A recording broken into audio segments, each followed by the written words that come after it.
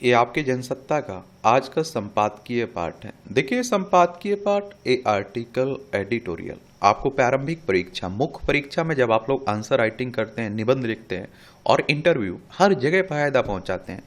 और यहाँ से एक सामान्य जानकारी भी आपको मिलती है, तो इन्हें जरूर पढ़ा करिएगा। दुर्जन एक गुट बना ले तो सज्जनों को भी संगठित हो जाना चाहिए, वरना एक एक करके उन सब की बलि चढ़ी जाएगी। एडमंड वर्कली ने कहा है। प्रदूषण पर निगरानी और हकीकत। आप देखते हैं कि हमारे देश में दिल्ली की बात कर लीजिए, खासकर सांस लेना दुश्वार हो जाता है, इतनी जहरीली हवा हो जाती है। और आप देखिए, दिल्ली की हवा जहरीली होती जा रही है। शहरीकरण, वाहनों की भीड़, औद्योगिक गतिविधियों और अनियंत्रित निर्माण कार्यों की स्थितियां जटिल हो गई हैं। वायु प्रदूषण अब केवल एक मौसमी समस्या नहीं है, बल्कि वर्ष भर के लिए सतत स्वास्थ्य आपातकाल बन चुका है। मगर अफसोस कि दिल्ली में वायु प्रदूषण से सार्वजनिक स्वास्थ्य से बचाव के लिए जिन जरूरी कदमों की दरकार थी, उनके बजाय सरकारी तंत्र आंकड़ों की चमक दमक के पीछे भागता दिख रहा है। दिल्ली में वायु गुणवत्ता की निगरानी के लिए बहुस्तरीय ढांचा मौजूद है। केंद्रीय प्रदूषण नियंत्रण बोर्ड और दिल्ली नियंत्रण प्रदूषण नियंत्रण समिति द्वारा संचालित 40 से अधिक सतत निगरानी केंद्र समूचे शहर में कार्यरत हैं। कागज पर यह व्यवस्था व्यापक लगती है, लेकिन जमीनी सच्चाई कहीं अधिक जटिल और चिंताजनक है। कई निगरानी केंद्र उन जगहों पर हैं जहां वैज्ञानिक मानकों के मुताबिक नहीं होना चाहिए। नतीजन प्रदूषण के वास्तविक स्तर का पता नहीं लग पाता है। केंद्रीय एजेंसियों और नियंत्रकों, महालेखा परीक्षक कैग की ताजा रिपोर्ट के मुताबिक निगरानी और नेटवर्क में पारदर्शिता और वैज्ञानिक ईमानदारी का अभाव है। सीएजी के बारे में जरूर याद रखें, कैग के बारे में, इससे भी क्वेश्चंस आपके एग्जाम में पूछ लेता है, कैग जैसी संस्थाओं के बारे में। इसीलिए तो मैं कहता हूं कि अपने एग्जाम के पुराने क्वेश्चंस पेपर उठाकर जरूर देखा करिएगा आप लोग। भारत के नियंत्रक लेखा भारत के नियंत्रक एवं महालेखा परीक्षक की अगर हम लोग बात करें तो इसकी स्थापना कब हुई थी, बताया आपको कि नहीं पता है? बताइए, स्थापना आप लोग बता दीजिए कि नहीं बता पाओगे? बताओगे आप लोग।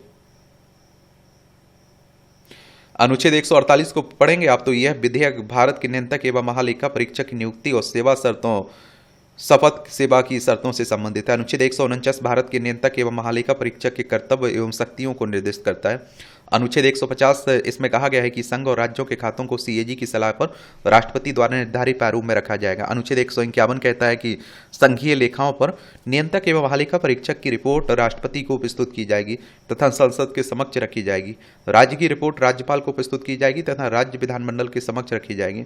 अनुच्छेद 279 इसमें प्रावधान है सीएजी शुद्ध आगम, एक तरह से आप देखेंगे कि शुद्ध आगम की गणना को प्रमाणित करता है और उसका प्रमाणित अंतिम होता है एक तरह से।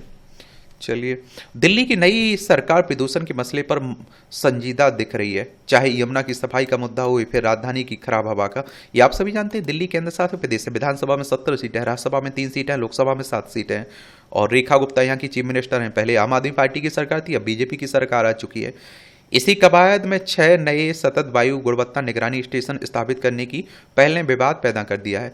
गहन विश्लेषण इससे स्पष्ट होता है कि नए स्टेशनों के लिए चयनित स्थान जवाहरलाल नेहरू विश्वविद्यालय, दिल्ली छावनी, राष्ट्रमंडल खेल परिसर और इसरो अर्थ स्टेशन जैसे इलाके अपेक्षाकृत स्वच्छ और हरित क्षेत्र हैं। इन स्थानों में वायु गुणवत्ता पहले से ही औद्योगिक या भीड़भाड़ वाले क्षेत्रों की तुलना में काफी बेहतर रहती है, जबकि असली संकट घनी आबादी और भारी प्रदूषण वाले इलाकों में पसरा हुआ है। तब निगरानी का विस्तार अपेक्षाकृत स्वतंत्र क्षेत्रों तक करना एक तरह से वायु प्रदूषण के विकराल होते संकट को छिपाने की चतुराई है। ऐसे में 6 नए स्टेशनों के चयन से दिल्ली का औसत वायु गुणवत्ता सूचकांक कृत्रिम रूप से सुधरता दिखाई देगा, जबकि धरातल पर प्रदूषण की भयावहता जस की तस बनी रहेगी। यह आंकड़ा का सौंदर्यीकरण महज कागजी राहत प्रदान कर सकता है। वास्तविकता में दिल्ली वालों की उखाड़ती सांसों में कोई सुकून नहीं ला सकता। औसत वायु गुणवत्ता सूचकांक के आंकड़ों में सुधार दिखाने की रणनीति प्रदूषण और शहरी निकाय के नीतिगत निर्णयों को भी भ्रमित करने वाला हो सकता है।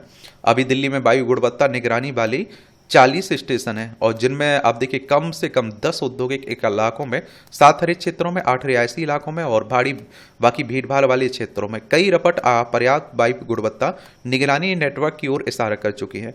सघन जनसंख्या वाले आवासीय क्षेत्र, भीड़भाड़ और भारी यातायात वाले क्षेत्र, औद्योगिक क्षेत्र, कूड़ा निस्तारण के इलाके और निर्माण वाले क्षेत्रों में अधिकांश लोग, विशेष रूप से बच्चे और बुजुर्ग, प्रदूषित हवा के लंबे समय तक संघर्ष के प्रतिकूल स्वास्थ्य प्रभाव से सबसे अधिक प्रभावित हैं। दिल्ली में वायु निगरानी तंत्र के विस्तार के लिए उपयुक्त स्थानों को प्राथमिकता अब देखते हैं देने की जरूरत है।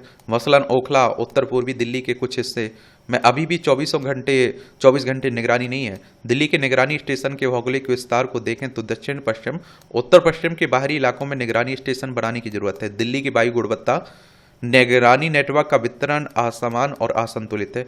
अपेक्षाकृत साफ हरित इलाकों और स्वच्छ परिसरों में वायु प्रदूषण निगरानी तंत्र स्थापित करने का वैज्ञानिक उचित तो हो सकता है, क्योंकि ये दीर्घकालिक रुझानों तुलनात्मक शोध के लिए एक प्रकार के नियंत्रण समूह की भूमिका निभा सकते हैं। मगर जब पूरा शहर वायु प्रदूषण के कारण सार्वजनिक स्वास्थ्य आपातकाल का सामना कर रहा हो, तब नीतिगत रूप से प्राथमिकता उन इलाकों को मिलनी चाहिए जहां वायु प्रदूषण का स्तर सर्वाधिक है और जहां सबसे अधिक जनसंख्या निवास करती है। वर्तमान परिदृश्य में आंकड़ों के सौंदर्यीकरण की कोशिश तकनीकी समझ की कमी का परिणाम हो सकती है और इससे तत्कालीन राजनीतिक लाभ दिखने भी लगे हैं, लेकिन दीर्घकालिक रूप से दिल्ली वासियों को शायद ही कोई सकारात्मक परिणाम मिले। दिल्ली का सरकार अमला वायु गुणवत्ता निगरानी, खासकर स्वास्थ्य संबंधी तकनीकी पहलू को दरकिनार कर औसत वायु गुणवत्ता के हिसाब से किताब के केवल सांख्यिकी पहलू पर जोर दिख रहा है। वायु प्रदूषण पर चिंता का महत्वपूर्ण कारण उसका स्वास्थ्य पर विनाशकारी प्रभाव है।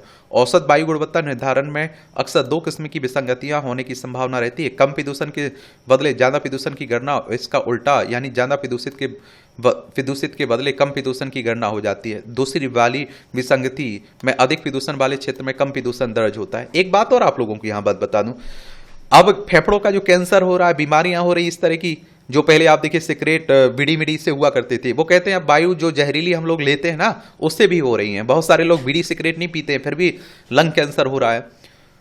निगरानी स्टेशनों के स्थान चयन में पारदर्शिता का अभाव दिखता है। ऐसा लगता है कि प्रदूषण के असली स्रोतों को उजागर करने से बचने के लिए जानबूझकर कम प्रदूषित इलाकों को चुना गया है। स्वास्थ्य नीति का मूल सिद्धांत यही होना चाहिए कि समस्याओं की पहचान पूरी ईमानदारी वैज्ञानिक विधि से की जाए। अगर मूलभूत आंकड़ों की गड़बड़ी हो जाए तो ना कोई प्रभावी हस्तक्षेप संभव हो, ना ही स्वास्थ्य आपदा को टाला जा सकता है। सरकारी स्तर पर यह फैसला खराब या प्रदूषित हवा को कम प्रदूषित हवा मान लेने भर का मामला नहीं है। शहर की औसत वायु गुणवत्ता महत्वपूर्ण सार्वजनिक स्वास्थ्य परामर्शों, गंभीर प्रदूषण के दौरान स्कूल कॉलेज बंद करने, कार्यालयों में ऑनलाइन गतिविधि संबंधी निर्णय, सही नियोजन के दूरगामी रणनीतियों के निर्धारण सहित अनेक सरकारी और गैर सरकारी निर्णयों के लिए आधार का काम करता है। खासकर सर्वोच्च न्यायालय के दखल के बाद 2016 में दिल्ली में graded response action plan gap लागू होने के बाद शहर का औसत वायु गुणवत्ता सूचकांक एक पैमाना बन गया। गैप एक तरह से दिल्ली एनसीआर में बढ़े हुए वायु प्रदूषण के स्तर को तात्कालिक रूप से नियंत्रित करने की आपातकालीन व्यवस्था है। दिल्ली की वायु गुणवत्ता में सुधार के लिए निगरानी नेटवर्क का पुनर्गठन एक प्राथमिक आवश्यकता है। यहाँ वायु निगरानी ढांचे का विस्तार एक सकारात्मक कदम हो सकता है, लेकिन नए वायु गुणवत्ता निगरानी स्टेशन को मुख्य रूप से अपेक्षाकृत स्वच्छ हरे भरे क्षेत्रों में स्थापित करने की वर्तमान रणनीति भ्रामक दृष्टिकोण प्रतीत होती है, जिससे न सिर्फ सार्वजनिक स्वास्थ्य चेतावनियां बल्कि प्रदूषण की कम करने के प्रयास गलत दिशा में जा सकते हैं। वर्तमान परिदृश्य में दिल्ली एक ऐसे मोड़ पर खड़ी है जहां वायु प्रदूषण का संकट नीतिगत चूक और इच्छा शक्ति की परीक्षा ले रहा है। आंकड़ों को सुधार कर ना तो हवा साफ होगी और ना ही दम घुट्टू हवा से निजात मिलेगी। ऐसी में नीति निर्माताओं की प्राथमिकता जन स्वास्थ्य हो, ना कि आंकड़ों की चमकती तस्वीर दिखाना। सरकार पारदर्शी तरीके से और तकनीकी पक्ष के आधार पर प्रदूषण नियंत्रण की नीति लागू करे। और देखिए, कहते हैं ना कि बहुत सारे लोग आप देखिए वायु प्रदूषण के कारण उनकी उम्र भी घटती है। समझ रहे हैं आप लोग? आशंका के बादल, ये आप देखिए, जब कभी व्यक्ति के जीवन में परिस्थितियां नियंत्रण से बाहर हो जाती है, दिल और दिमाग में आशंकाओं के बादल गहरा जाते हैं। ऐसे में कमजोर मनोबल के चलते आदमी मानसिक दृष्टि से टूट जाता है और इसका प्रभाव शारीरिक तौर पर भी दिखाई देने लगता है। अनिष्ट की आशंका आमतौर पर साकारण होती है, लेकिन अत्यधिक विचारशील होने के चलते कई बार अकारण भी हो जाती है। कभी कभी तो अपने ही विचारों में खोकर इंसान अनजानी आशंका से भी घिर जाता है, जिसे वह स्पष्ट तौर पर परिभाषित नहीं कर सकता है। बस ऐसे ही और यूं ही उसे ऐसा प्रतीत होने लगता है कि उसके साथ कुछ गलत घटने वाला है। और अनेक अवसरों पर इंसान की एक तरफा सोच उसे तमाम तरह की आशंकाओं के घेरे में ले लेती है। कभी कभी तो विचार चक्र का सिलसिला ऐसा चलता है कि बिना किसी ठोस कारण के भी आदमी भारी अनिष्ट की आशंका से घिर जाता है। ऐसे मामले आसपास देखे जा सकते हैं जिनमें किसी गंभीर बीमारी के साधारण लक्षण जैसा कुछ पाए जाने पर भी ख्यालों की ख्यालों ही ख्यालों में अपने जीवन की पारी समाप्त होने की आशंका से त्रस्त हो जाता है। चाहे यह उसकी भ्रांति हो कि उसे गंभीर रोग, वैसे अनेक अवसरों पर देखा गया कि गंभीर बीमारी के प्रारंभिक चरण पाए जाने पर भी आदमी परिजनों से यह बात छिपाकर चलता है कि भीतर घुलने लगता है। ऐसे में जब कभी आदमी आशंकाओं के बादल से घिर जाता है और सीधे तौर पर उसकी कार्यक्षमता प्रभावित हुए बिना नहीं रहती। कई बार ऐसा ही भी होता है कि जरूरत से ज्यादा जानकारी किसी के लिए अपने जीवन में भारी पड़ सकती है। इसलिए यह अत्यंत आवश्यक हो जाता है कि नकारात्मक तत्वों के प्रति काफी हद तक तटस्थ दृष्टिकोण रखना चाहिए। दरअसल हर एक समस्या के निवारण के लिए सामाजिक परिवेश में अलग अलग प्रकार के विकल्प हुआ करते हैं। सबका अपना अपना अपना कार्यक्षेत्र होता है और अपनी अपेक्षित भूमिका के निर्वहन के लिए ये पूरी तरह परंपरागत हुआ करते हैं। सीधी सी बात है कि हमें अपने मर्ज का डॉक्टर बनने का प्रयास नहीं करना चाहिए। समस्या चाहे जो हो, लगभग हर समस्या का समाधान है। इसलिए जो समस्या का निराकरण करने में पूर्ण रूप से सक्षम, उसका आसरा लेना ही वह एकमात्र रास्ता है जिसके माध्यम से हम अपनी समस्या का निवारण कर सकते हैं। अनावश्यक रूप से चिंता के भंवर जाल में उलझे रहने का कोई अर्थ नहीं है। वैसे ही हर एक आदमी के कार्य क्षेत्र की अपनी अलग अलग सीमाएं होती हैं। हर एक आदमी हर एक काम कर सके और यह कतई संभव नहीं है। हम सामाजिक परिवेश में अपनी योग्यता के अनुरूप काम करते हुए अन्य की योग्यता के अनुरूप किए गए काम से लाभान्वित होते हैं। ठीक इसी तर्ज पर हमें यह मानकर चलना चाहिए कि केवल हम ही सर्वशक्तिमान नहीं है।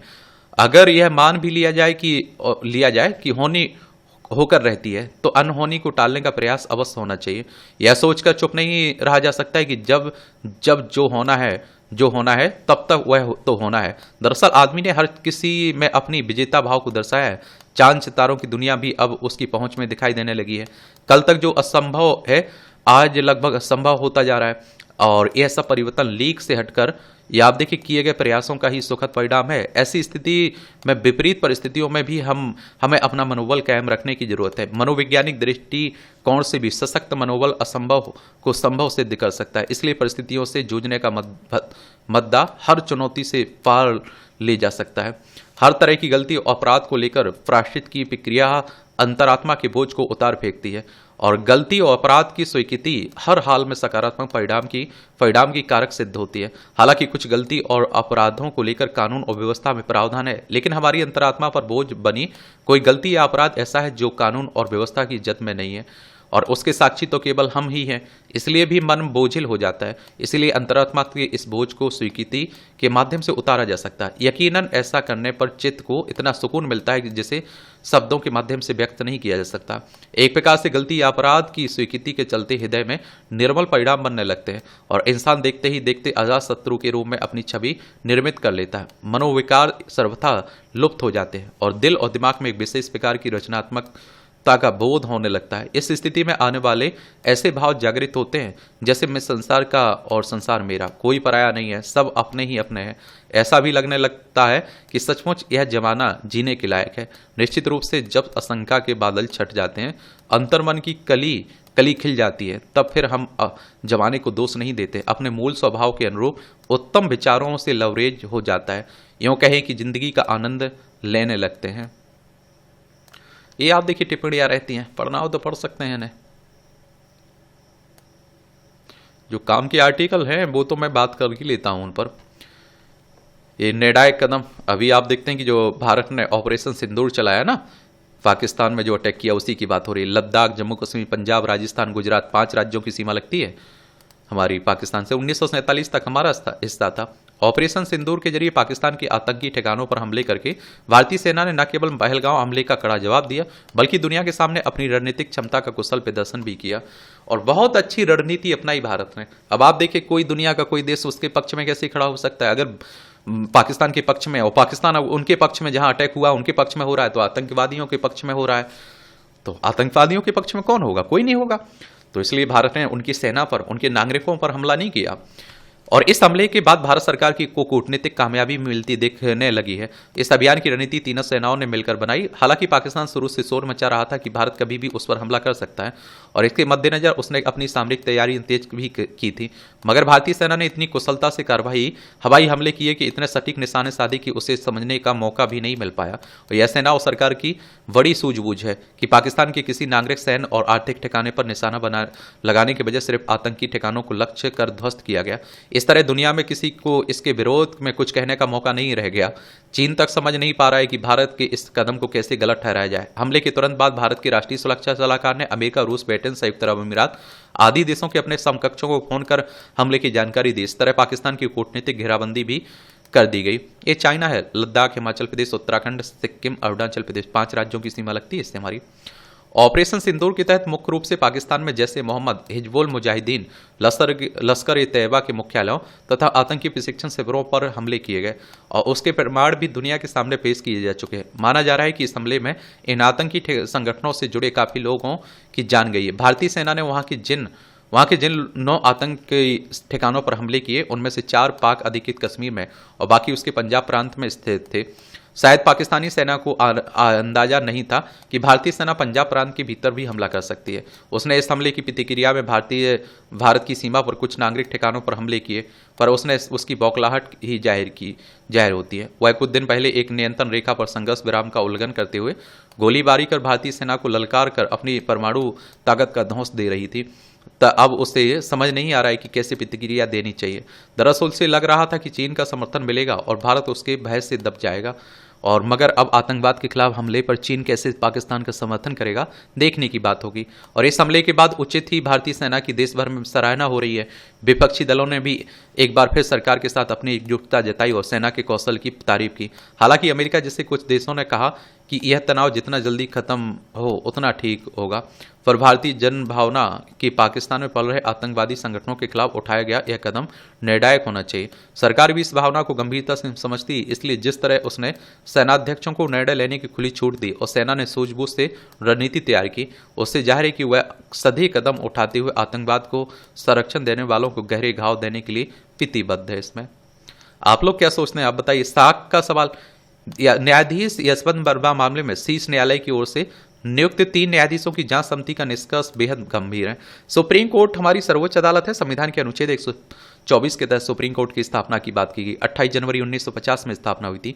समिति की जांच रिपोर्ट से उजागर तस्वीर चिंताजनक है। गौरतलब है कि आरोपी न्यायाधीश ने अपने ऊपर लगे आरोपों को षड्यंत्र बताया, लेकिन जांच समिति में गहन छानबीन के बाद उन सभी आरोपों की पुष्टि कर दी गई। साथ ही प्रधान न्यायाधीश ने उन्हें पद छोड़ने को कह दिया।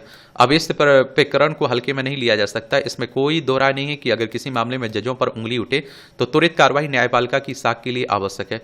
अगर न्यायाधीशों पर से भरोसा उठ गया न्यायालय पर से, तो क्या रहेगा फिर।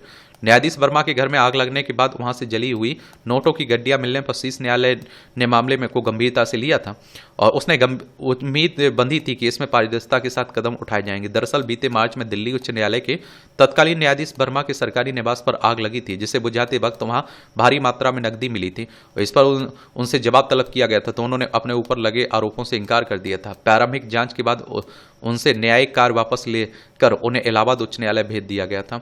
इस प्रकरण में जांच शुरू होने और जांच समिति का निष्कर्ष आने तक पूरे घटनाक्रम पर शीर्ष न्यायालय ने अपनी नजर बनाए रखी। इस मामले में उसका कड़ा रुख था। समिति को तार्किक नतीजे पर पहुंचने में काफी मशक्कत करनी पड़ी और उसने इस मामले से संबंधित सभी लोगों से पूछताछ की और तमाम साक्ष्यों का विश्लेषण किया।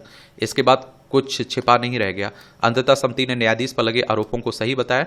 जब भी किसी न्यायाधीश पर भ्रष्ट आचरण का आरोप लगता है तो उससे आम आदमी का न्याय प्रणाली से भरोसा डगमगाने लगता है। इसलिए ऐसे मामलों की न केवल तुरंत पारदर्शी जांच हो बल्कि उचित कार्रवाई की अपेक्षा भी की जाती है। जांच समिति की रिपोर्ट के बाद उम्मीद बनी है कि न्यायाधीश वर्मा के खिलाफ त्वरित और उचित मिसाल बनने लायक निर्णय होगा। और इस तरह से आप देखेंगे कि आज की जनसत्ता का जो संपादकीय पाठ है उसकी कहानी कवर होती है। आप लोग पढ़ते रहिए, एंजॉय करते रहिए। देखिए हमारी प्यारी दुनिया है, इसमें आप देखिए हमारा प्यारा भारत, ये चाइना, ये पाकिस्तान, ये ईरान है, ये रूस है, यूक्रेन है। यहाँ आपको इजराइल देखने को मिल जाएगा। ये लाल सागर है, ये भूमध्य सागर है। यहाँ आप देखेंगे कि आपको अमेरिका देखने को मिल जाएगा। ये ऊपर कनाडा है। यहाँ आप देखिए फ्रांस आपको देखने को मिल जाएगा। धन्यवाद।